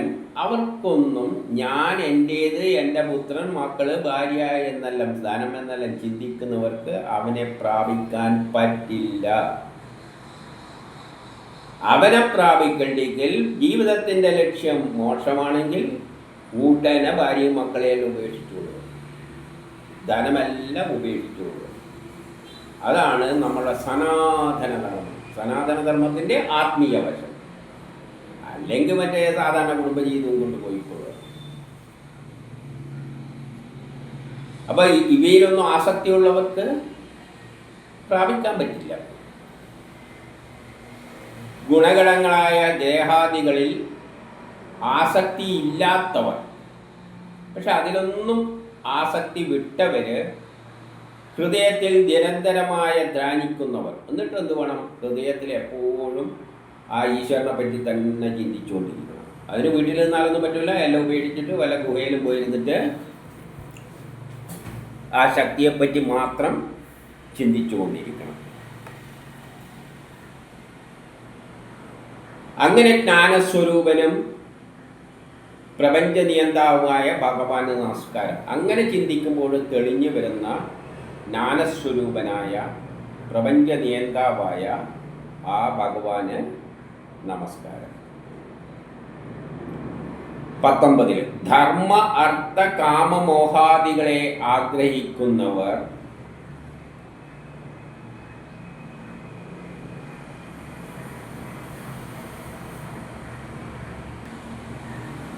ഇപ്പോൾ ധർമ്മ അർത്ഥ കാമങ്ങളെ ആഗ്രഹിക്കുന്നവർ, സാധാരണ ജനങ്ങൾ ധർമ്മം, അർത്ഥം, കാമമോക്ഷം അത് മനുഷ്യന് സാധാരണ ഭൗതികവാദികൾക്ക് വിധിച്ചിട്ടുള്ളതാണ്.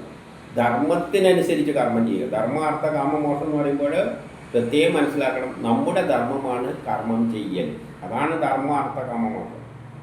നമുക്കെല്ലാം വിധിച്ച അതാണ്. നമ്മൾ ജനിപ്പിച്ച ഒരു കർമ്മം ചെയ്യാനാണ്. ആ കർമ്മം ചെയ്യുന്നതാണ് ധർമ്മം.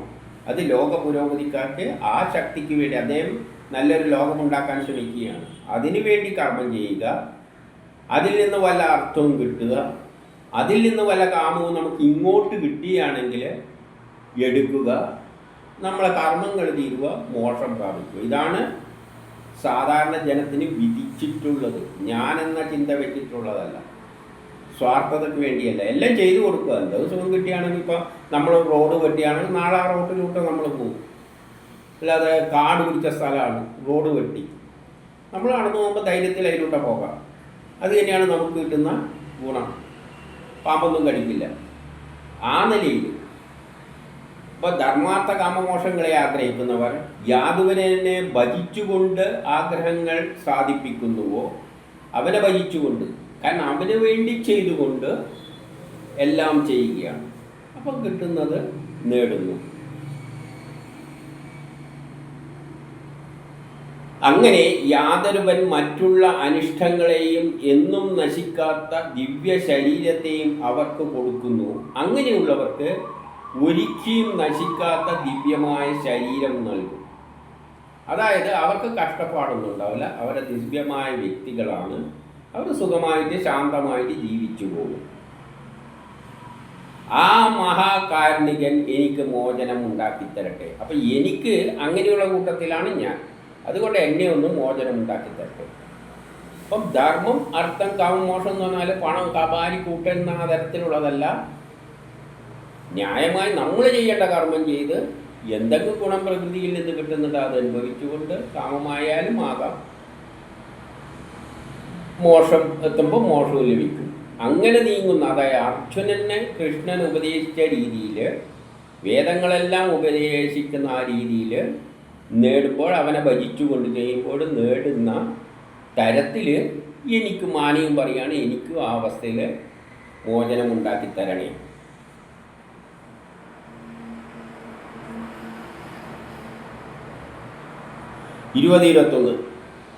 സജ്ജനന്മാരായ മുക്തന്മാരെ സേവിച്ച് ഏകാന്ത ഭക്തന്മാർ പുരുഷാർത്ഥങ്ങളെ ആഗ്രഹിക്കാതെ. അപ്പോൾ ഇങ്ങനെ മോക്ഷം പ്രാപിച്ച് ഇങ്ങനെ ചിന്താഗതിയുള്ള ആൾക്കാരെ സേവിച്ചിട്ട്, അതായത് ഒന്നിലും താല്പര്യമില്ലാതെ അവനവൻ്റെ കർമ്മം ചെയ്തു പോകുന്നു, അങ്ങനെയുള്ളവരെ സേവിച്ചിട്ട് പോവുക. ഏകാന്ത ഭക്തന്മാർ, അവർ ഒറ്റക്കാണ് നടക്കുക, പക്ഷേ അവർ ഇതേപോലെ ജീവിക്കുന്ന വ്യക്തികളെ മാതൃകയായി സൂക്ഷിച്ചുകൊണ്ട് അവരെ പിന്തുടരും. ഇപ്പം ഗാന്ധിജിയെ ജീവിച്ച ശൈലിയിൽ നമുക്ക് എന്ത് ചെയ്യാം, ഫോളോ ചെയ്യാം. ഗാന്ധിജിയുടെ കൂടെ നടക്കണമെന്നൊന്നുമില്ല. അതേപോലെ നിസ്വാർത്ഥ സേവനം ചെയ്യുന്ന ആൾക്കാരെ മാതൃകയാക്കിക്കൊണ്ട് സേവിച്ചിട്ട് ഏകാന്ത ഭക്തന്മാർ എന്തു ചെയ്യും, പുരുഷാർത്ഥങ്ങളെ ആഗ്രഹിക്കാതെ, അവർക്കൊന്നും ആഗ്രഹങ്ങളൊന്നുമില്ല, അത്ഭുത ഭഗവത് കഥകൾ കേട്ടുകൊണ്ട്, അതേസമയം അവരെന്ത് ചെയ്യും, ഈ ഭഗവത് കഥകളും എല്ലാം കേൾക്കും. ഈ വേദങ്ങളിൽ പറഞ്ഞിരിക്കുന്നതിൻ്റെ ആന്തരികാർത്ഥം മനസ്സിലാക്കിക്കൊണ്ട് ആനന്ദ സാഗരത്തിൽ മുഴുകിയിരിക്കുന്നുവോ അങ്ങനെയുള്ളവർക്ക് എന്ത് പറ്റും, മനസ്സിന് സമാധാനം ഉണ്ടാവും, ഒരു കഷ്ടപ്പാടും ഉണ്ടാവില്ല. ഈശ്വരൻ്റെ അടുത്ത് പോയിട്ട് അതെനിക്ക് അത് തരണം ഇതോട്ട് തരണം എന്നൊന്നും അവർ പറയില്ല. അവർ ആനന്ദത്തിൽ ഏച്ചുകൊണ്ട് അങ്ങനെ ഇരിക്കും. ആയവനെ, അങ്ങനെയുള്ള ആൾക്കാരെ നാശരഹിതനും, അപ്പം ബ്രഹ്മത്തിനെന്തില്ല, നാശമില്ല, സർവവ്യാപിയും സർവശ്രേഷ്ഠനും ബ്രഹ്മാദികളുടെ നിയന്താവും. അതായത് ബ്രഹ്മ വിഷ്ണു മഹേശ്വരന്മാരെല്ലാം നിയന്ത്രിക്കുന്നത് അദ്ദേഹമാണ്. മൂക്കിൽ കയറിട്ടിട്ട് നിയന്ത്രിക്കുകയാണ്, നീ ഇത് പോയി ചെയ്യുന്നു. ബ്രഹ്മാവും വിഷ്ണു മഹേശ്വരനെ എല്ലാം നിയന്ത്രിച്ചുകൊണ്ടിരിക്കുന്നതാണ് ആ ശക്തി. അസ്പഷ്ട രൂപമെങ്കിലും ഭക്തിജ്ഞാനത്തിലൂടെ പ്രാപ്തനായ, അതിന് രൂപമൊന്നുമില്ല, പക്ഷേ ഭക്തിജ്ഞാനത്തിലൂടെ നമുക്ക് ഏകദേശം അതിനെ പ്രാപിക്കാം, ബ്രഹ്മസാക്ഷാത്കാരം നേടാം, അതിൽ പോയി ലയിക്കാം, അതിന് സമാനമായി മാറാം. ബ്രഹ്മത്തിന് സമാനമായി മാറുക എന്ന് പറഞ്ഞാൽ ഒരു വികാരവും വിചാരവും ഇല്ല, ഒരു കർമ്മവും ഇല്ല, ലോകവുമായിട്ട് ഒരു ബന്ധവുമില്ല. ആ മനസ്സ് അതിൽ പോയി അങ്ങ് ലയിച്ചു. അങ്ങനെ, പക്ഷെ അതിനെന്തില്ല, ഇന്ദ്രിയാതീതനാണ്. പക്ഷെ നമ്മളെ ഇന്ദ്രിയങ്ങളും നശിപ്പിച്ചിട്ടേ അതിൽ ലയിക്കാൻ പറ്റൂ. നമുക്ക് കാണാനും കേൾക്കാനും ഒന്നും കഴിവില്ലാത്ത അവസ്ഥയിലായിപ്പോവും. സന്യാസത്തിൻ്റെ അവസാന സ്റ്റേജിൽ നമ്മളെ കണ്ണുകളും ചെവികളും ഒന്നും പ്രവർത്തിക്കില്ല. അവസാന ശരീരം അങ്ങനെ പൊടിയായിട്ട് പോകും, മനസ്സ് അതായിട്ട് മാറും. ബഹുദൂരത്തിലെ സൂക്ഷ്മ ശരീരത്തിലും സ്ഥിതി ചെയ്യുന്ന, അത് എല്ലാ സ്ഥലത്തും എത്ര ദൂരത്തിലുള്ളതും അത് സ്ഥിതി ചെയ്യുന്നുണ്ട്. എന്നിട്ടോ ആദിയിലുള്ളവനായ എങ്ങും നിറഞ്ഞിരിക്കുന്നവനായ അങ്ങേക്ക് നമസ്കാരം.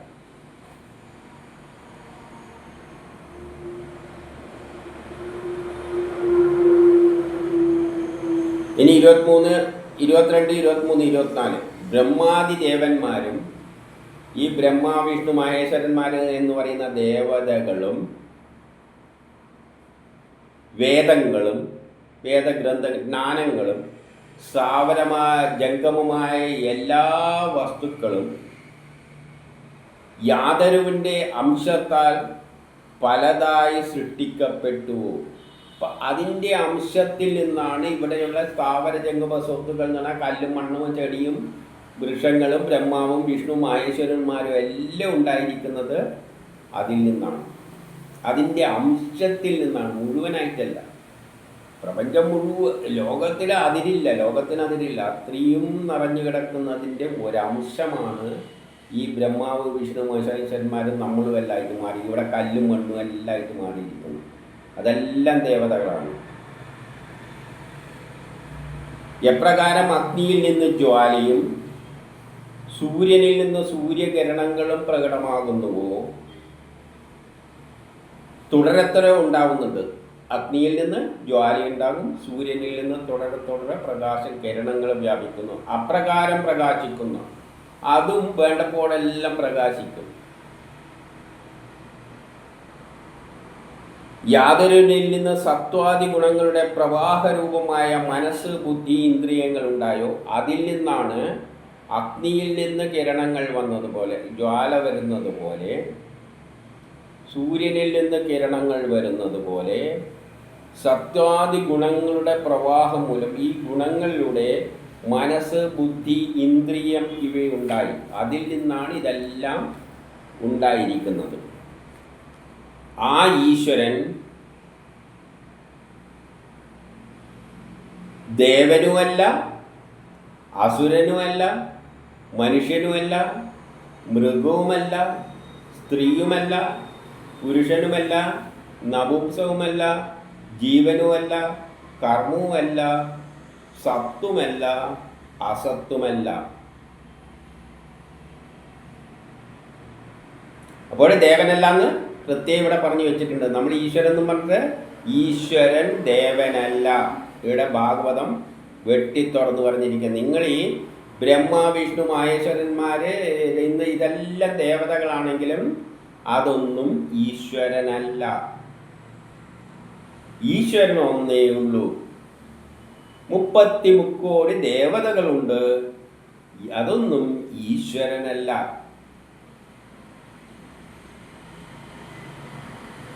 കല്ലും മണ്ണും എല്ലാം പോലെയുള്ള വെള്ളം മാതിരിയുള്ള തന്നെയാണ് ബ്രഹ്മ, വിഷ്ണു, മഹേശ്വരൻ. അത് ചില ബലങ്ങൾ, ആകർഷണ ബലം, വികർഷണം, ഇങ്ങനെയുള്ള ചില ബലങ്ങൾ പോലെയുള്ളത് തന്നെയാണ്. കാമം, ക്രോധം പോലെയുള്ള ചില ബലങ്ങളെ പോലെയുള്ളതാണ് ബ്രഹ്മ, വിഷ്ണു, മഹേശ്വരന്മാർ. അതൊന്നും ഈശ്വരനല്ല. അവരെല്ലാം അവരവരുടെ ജോലിയും ചെയ്ത് നടക്കുകയാണ്. അവരെ പിന്നാലെ നടന്നിട്ട് ഒരു കാര്യവുമില്ല. ഇപ്പം ഈശ്വരനായാലും അസുരനായാലും മനുഷ്യനായാലും മൃഗങ്ങളും ഒന്നും അതല്ല. ഇവയെല്ലാം ഉള്ളതിനെ അവധിയിൽ പ്രവേശിച്ച് എല്ലാമായിരിക്കുന്ന ആ ഭഗവാന് നമസ്കാരം. ഒരു കാലം വരുമ്പോൾ ഇതിനെല്ലാം പൊളിച്ചു കെട്ടിയിട്ട് അവധിയിൽ വിടും. ഈ പ്രപഞ്ചം തന്നെ ഉണ്ടാവില്ല. പ്രപഞ്ചമില്ലെങ്കിൽ പിന്നെ ബ്രഹ്മാവുമില്ല, വിഷ്ണുവില്ല, ഇവിടെ ഒരു പ്രതിമയുമില്ല, ഒരു ചുക്കും ഇല്ല. എല്ലാം പോയി ബ്രഹ്മത്തിൽ പോയി ജയിക്കും. എല്ലാം പൊളിച്ചു കെട്ടിയിട്ട് നശിപ്പിക്കും. ആ ഈശ്വരന് നമസ്കാരം. അപ്പം ഈശ്വരൻ അത്രയുണ്ട്. നമ്മൾ പറയുന്നത് നമ്മളെ ധർമ്മത്തിൽ 33 ദേവതകളുണ്ട്. വേണ്ടിക്ക് എന്നും ചേർക്കാം.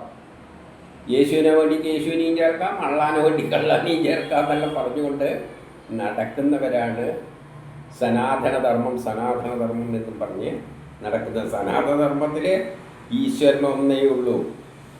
അതിനെ കാണാനും കേൾക്കാനും പറ്റില്ല. അത് നമ്മളെ കാര്യത്തിൽ തലയിടില്ല. അതിൻ്റെ പേരിൽ പിന്നാലെ നടന്നിട്ട് ഒരു കാര്യവും ഇല്ല. കാണുന്നതെല്ലാം ദേവതകൾ.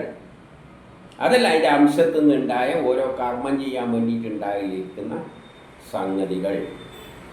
ഇനി 25. ഞാൻ ഈ ലോകത്തിൽ ജീവിക്കാൻ ആഗ്രഹിക്കുന്നില്ല. അപ്പം പറയുകയാണ് ആന, എനിക്ക് ഈ അതായത് എന്നെ ഇതിനകത്ത് നിന്ന് രക്ഷിക്കാൻ വേണ്ടിയിട്ടൊന്നുമല്ല ഞാൻ പ്രാർത്ഥിച്ചത്. ഞാൻ ഈ ലോകത്തിൽ ജീവിക്കാൻ ആഗ്രഹിക്കുന്നില്ല. അകത്തും പുറത്തും അഗ്നതയിൽ ആവരണം ചെയ്യപ്പെട്ട ഈ ഗജശരീരം കൊണ്ട് എന്ത് പ്രയോജനം? എനിക്ക് ഈ ശരീരം കൊണ്ട് ഒരു ഗുണവുമില്ല. അകത്തും പുറത്തും അഗ്നതയാണുള്ളത്. ആനക്ക് മനസ്സിലായി, നമുക്കൊന്നും വിദ്യാഭ്യാസമുള്ള നമുക്കൊന്നും മനസ്സിലായിട്ടില്ല.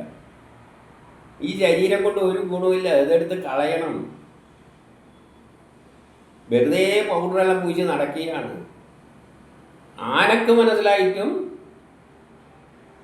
നമ്മൾ ആത്മീയം പറയുന്ന വലിയ വേദ പണ്ഡിതരെന്നുള്ള പറയുന്നത് നമുക്ക് ഈ സംഗതി പിടികിട്ടിയിട്ടില്ല. അകത്തും പുറത്തും അഗ്നതയാകുന്ന ആവരണത്തിൽ ചെയ്യപ്പെട്ട ഈ ഗജശരീരം കൊണ്ട് എന്ത് പ്രയോജനം? യാതൊന്നിന് കാലത്താൽ നാശം സംഭവിക്കും. ഒരു കാലം വരുമ്പോൾ അതെന്താവും? നശിച്ചു പോകും. ഈ ശരീരമെല്ലാം അങ്ങ് നശിച്ചു പോകും. നമ്മൾ ഈ മൂടി പൗഡറുമെല്ലാം ഇട്ട് സെൻ്റെല്ലാം ഇട്ട് നടക്കുന്ന ഈ ശരീരം നശിച്ചു പോകും. അങ്ങനെയുള്ള ആത്മപ്രകാശത്തിൻ്റെ ആവരണമായ അജ്ഞാനത്തിൻ്റെ മോചനം ഞാൻ ആഗ്രഹിക്കുന്നു. അങ്ങനെയുള്ള ആത്മപ്രകാശത്തിലൂടെ അജ്ഞാനത്തിൻ്റെ മോചനം ഞാൻ ആഗ്രഹിക്കുന്നു. അതുകൊണ്ട് എനിക്ക് വേണം ഈ അജ്ഞാനം എല്ലാം മാറ്റി തന്നിട്ട് എന്നെ ഒന്ന് മോചിപ്പിച്ച് തരണം.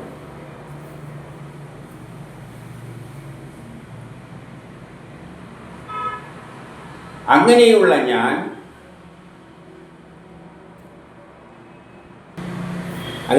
ഞാൻ എന്തു പറയാണ്? 26 വിശ്വത്തെ സൃഷ്ടിച്ചവൻ, ഈ വിശ്വത്തെ സൃഷ്ടിച്ചവനും വിശ്വം തന്നെ ആയിരിക്കുന്ന, വിശ്വത്തിൽ നിന്ന് അകന്നു നിൽക്കുന്ന, വിശ്വം തന്നെയാണെങ്കിൽ ഈ വിശ്വത്തിൽ നിന്ന് അകന്നാണ് നിൽക്കുന്നത്. അതിൻ്റെ കാര്യത്തിലൊന്നും കയറി തലയിടില്ല. അതുകൊണ്ടാണ് അതിൻ്റെ പിന്നാലെ നടന്നിട്ട് കാര്യമൊന്നുമില്ല.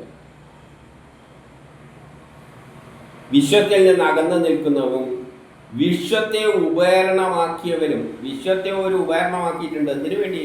അതിനൊരു സുന്ദരമായ ലോകം ഉണ്ടാക്കാൻ വേണ്ടിയിട്ട് എല്ലാത്തിനെയും സൃഷ്ടിച്ചിട്ട് ഉപകരണമായിട്ട് അതിനെ കൊണ്ട് ചെയ്യിപ്പിക്കുന്നു.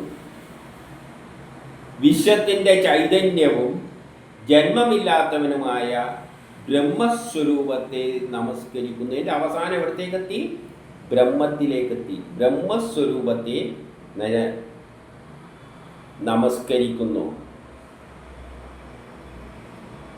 ഭക്തിയോഗത്താൽ 27 ഭക്തിയോഗത്താൽ നശിപ്പിക്കപ്പെട്ട കർമ്മവാസനകളോടുകൂടിയ അഷ്ടാംഗയോഗ സാധകന്മാർ, അതായത് വേണമെങ്കിൽ യോഗയിലൂടെ ആ ബ്രഹ്മജ്ഞാനം നേടിയെടുക്കാം, ബ്രഹ്മസാക്ഷാത്കാരത്തിലേക്ക് പോകാം. അങ്ങനെയുള്ളവർ സമാധി യോഗം കൊണ്ട് ഏകാഗ്രമാക്കപ്പെട്ട ഹൃദയത്തിൽ യാതൊരുവനെ സാക്ഷാത്കരിക്കുന്നുവോ ആ യോഗേശ്വരനെ നമസ്കരിക്കുന്നു. ചിലര് യോഗാഭ്യാസങ്ങളിലൂടെ അഷ്ടാംഗ യോഗത്തിലൂടെയെല്ലാം പ്രാക്ടീസ് ചെയ്തിട്ട് എന്ത് ചെയ്യുന്നു? ആ ബ്രഹ്മത്തിൽ പോയി ലയിക്കുന്നു. കൃത്രിമമായി വിരക്തി ഉണ്ടാക്കിയെടുത്തിട്ട് ബ്രഹ്മത്തിൽ. അപ്പോൾ യോഗയിലൂടെ നമുക്ക് വേണമെങ്കിൽ ഈ പരിപാടി യോഗ കുറേ വട്ടം പ്രാക്ടീസ് ചെയ്ത് കഴിഞ്ഞാൽ ചിലപ്പം ഓട്ടോമാറ്റിക്കായിട്ട് നമുക്ക് വിരക്തി ഉണ്ടായിട്ട് നമ്മൾ ബ്രഹ്മത്തിൽ പോയി ലയിക്കും. ആ ലയിക്കുന്ന ബ്രഹ്മത്തെ ഞാൻ നമസ്കരിക്കുന്നു.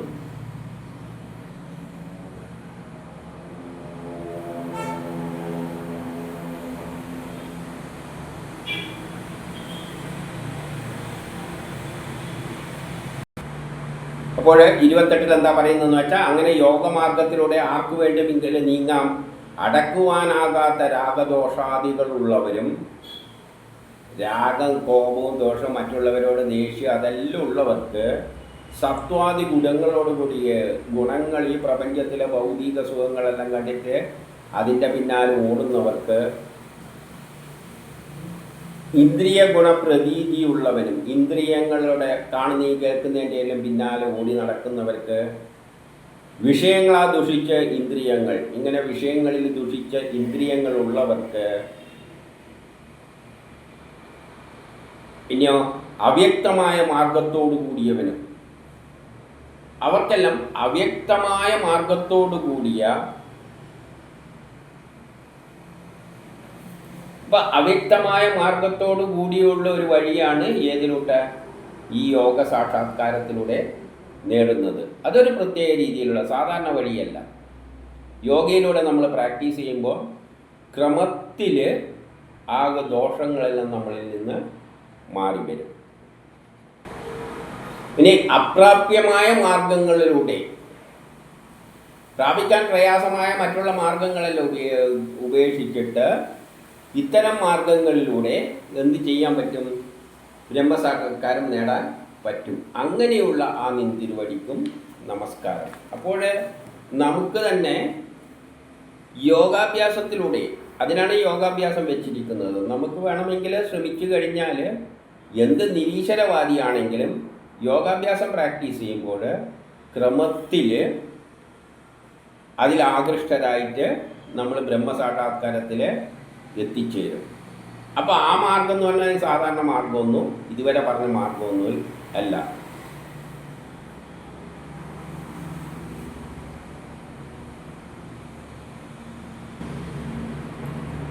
അപ്പം അങ്ങനെ നടക്കുന്നവരെ എല്ലാം ആ വഴിയിലേക്ക് മാറ്റിക്കൊണ്ടിരിക്കുന്നതും ആര് തന്നെയാണ്?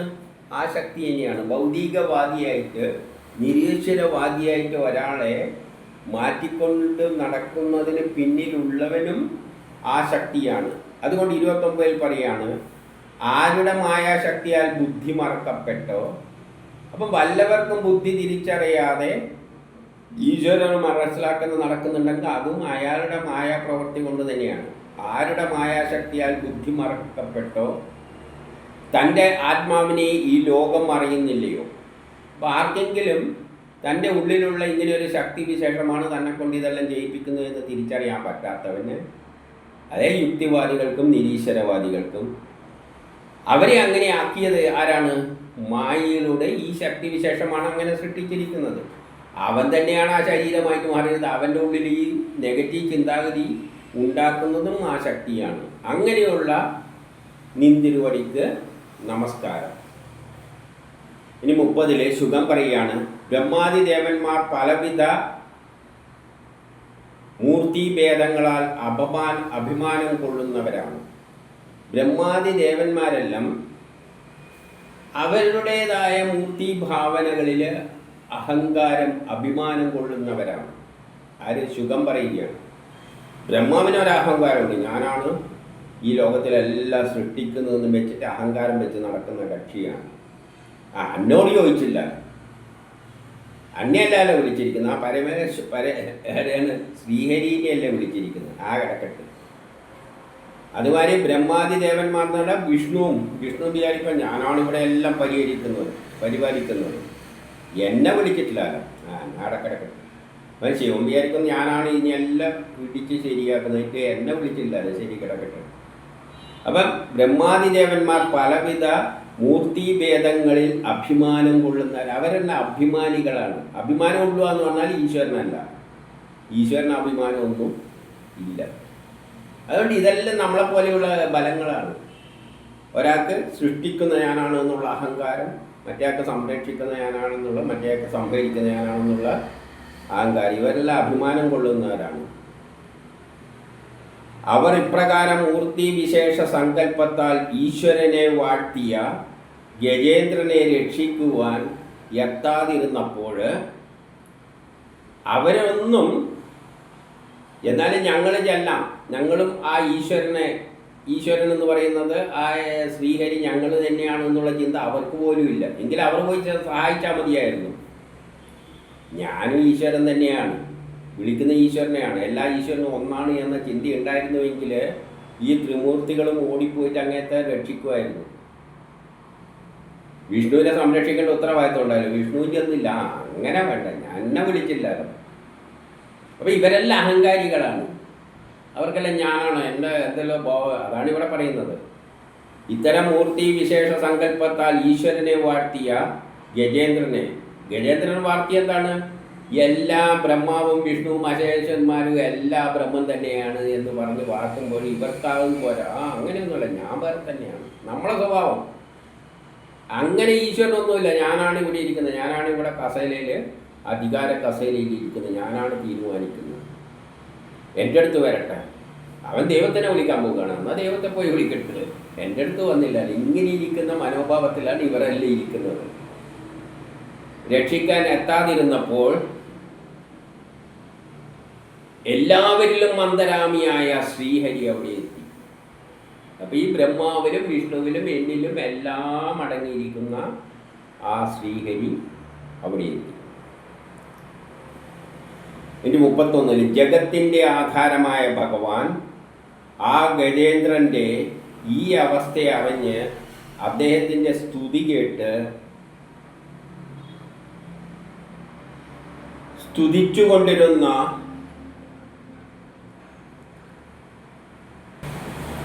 ദേവന്മാരോടുകൂടി, അപ്പം ദേവന്മാർ സ്തുതിക്കുന്നുണ്ട് ആ ഈശ്വരൻ, ദേവന്മാരോടുകൂടെ വേദമൂർത്തിയായ ഗരുഡനാൽ ആവാഹിക്കപ്പെട്ട്, വേദമൂർത്തിയായ ഗരുഡൻ, അപ്പം ഗരുഡനെ ഏതിലൂടെയാണ്? വേദമൂർത്തിയാണ് ഗരുഡൻ. അപ്പം വേദത്തിൻ്റെ ജ്ഞാനത്തിൻ്റെ മുകളിലാണ് ആര് സഞ്ചരിക്കുന്നത്? ശ്രീഹരി സഞ്ചരിക്കുന്നത്. അപ്പം ഗരുഡൻ വേദമൂർത്തിയാണ്, ജ്ഞാനമാണ്. ജ്ഞാനത്തിൻ്റെ മുകളിലാണ് ഈശ്വരൻ സ്ഥിതി ചെയ്യുന്നത്. അതുകൊണ്ട് തന്നെയാണ് ഈശ്വരൻ ജ്ഞാനമാണെന്ന് പറയുന്നത്. ഈശ്വരൻ വേദമാണ്, ഈശ്വരനാണ് ജ്ഞാനം.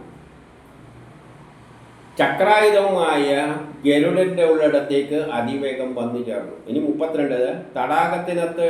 അകത്ത് ശക്തിമാനായ മുതലയാൽ പിടിക്കപ്പെട്ട് വിവശനായ ആ ഗജേന്ദ്രൻ ആകാശത്ത് ഗരുഡനെയും അതിൻ്റെ പുറത്ത് ചക്രായുധം പിടിച്ചു വരുന്ന ഹരിനാരായണനെയും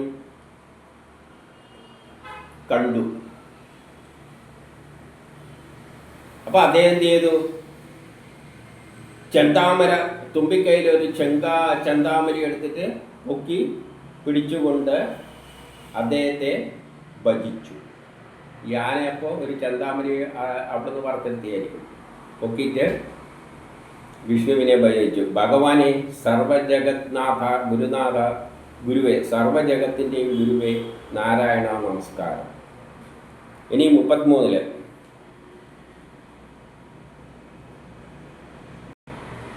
ജന്മാതിരഹിതനായ ഭഗവാൻ പറയുമ്പോൾ പ്രത്യേകം ശ്രദ്ധിക്കണം. ഭഗവാൻ അവിടെ ജനിച്ചിട്ടൊന്നും വന്നിട്ടില്ല, അവന് ജന്മവും ഇല്ല. അപ്പം കഥയിലിങ്ങനെ ഭഗവാൻ വരും, അപ്പം ആന കയറിയിട്ടിങ്ങനെ, ഇതെല്ലാം കഥയിലുള്ള കാര്യമാണ്. ജന്മാതിരഹിതനായ ഭഗവാൻ, ജനിക്കുന്ന ശക്തിയൊന്നുമല്ല, ജനിച്ച ഒരു രൂപമൊന്നുമല്ല.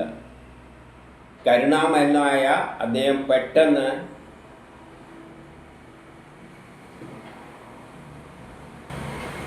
താഴെ ഇറങ്ങിയിട്ട് തടാകത്തിൽ നിന്നും മുതലയോടുകൂടി കരയിലേക്ക് കൊണ്ടുവന്നു. മുതലയോടുകൂടി രണ്ടിനെയും കരയിലേക്ക്, അതായത് സാഗരത്തിലേക്ക് പോകുന്നില്ല.